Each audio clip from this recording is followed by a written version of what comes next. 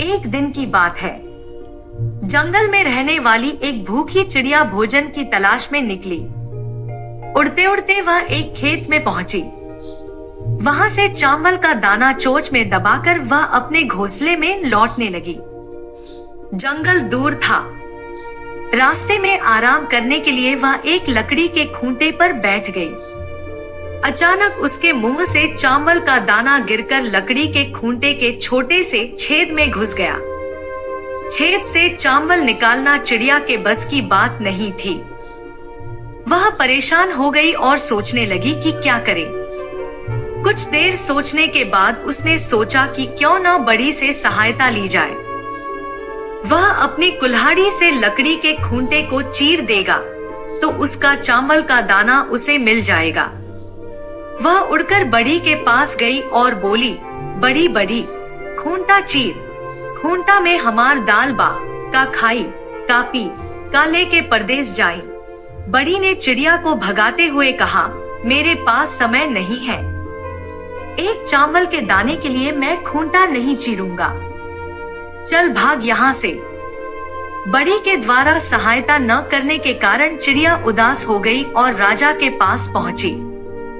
राजा से बड़ी की शिकायत करते हुए वह बोली, ओ राजा राजा, बड़ी के डंडा मार, बड़ी खूंटा ना चीरे, खूंटा में हमार दाल बा, क्या खाऊं, क्या पीऊं, क्या लेकर परदेस जाऊं। चिड़िया की शिकायत सुनकर राजा बोला, मैं राज्य का राजा हूँ, मेरे पास राजपाट का बहुत काम है।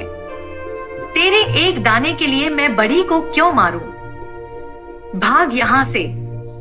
राजा द्वारा भगा देने से दुखी चिड़िया सांप के पास पहुंची और बोली, सांप सांप, राजा को डंस ले डॉट। राजा बड़ी को डंडा न मारे, बड़ी खूंटा ना चीरे, खूंटा में हमार दाल बा, क्या खाऊं, क्या पीऊं, क्या लेकर परदेस जाऊं।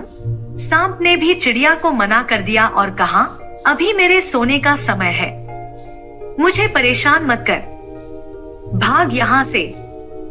सांप की बात पर चिड़िया चिढ़ गई और लाठी के पास पहुंची।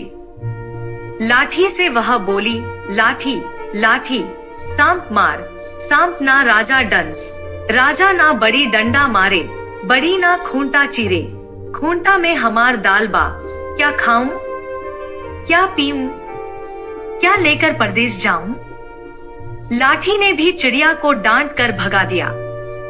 गुस्सा होकर चिड़िया आग के पास गई और बोली, आग आग, लाठी जलाव, लाठी ना सांप मारे, सांप ना राजा डंस, राजा ना बड़ी डंडा मारे, बड़ी ना खूंटा चीरे, खूंटा में हमार दाल बा, का खाई, का पी, का लेके परदेस जाई। आग ने उसे भागकर कहा, एक छोटे से दाने के लिए मैं लाठी को जलाऊं? मैं ऐसा नहीं करने वाला, चल भाग यहाँ से। चिड़िया बहुत दुखी हो गई। भूख से उसका बुरा हाल होने लगा। उसे लगने लगा कि शायद आज वह भूखी ही रह जाएगी। उड़ते उड़ते वह नदी के पास लगे पेड़ के पास पहुंची और एक डाली पर बैठकर रोने लगी।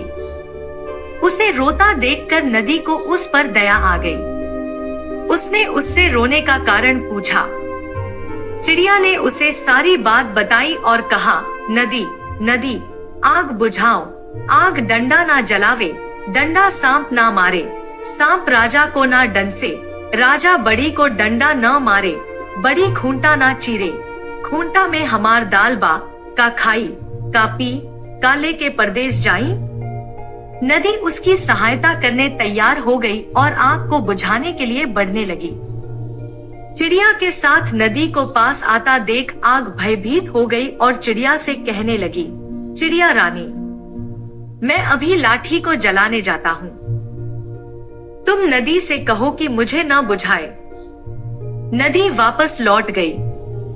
आग चिड़िया के साथ लाठी को जलाने आगे बढ़ी। आग को देखकर लाठी डर गया और चिड़िया से बोला, आग को रोको चिड़िया रानी, मैं अभी सांप को मारने जा रहा हूँ।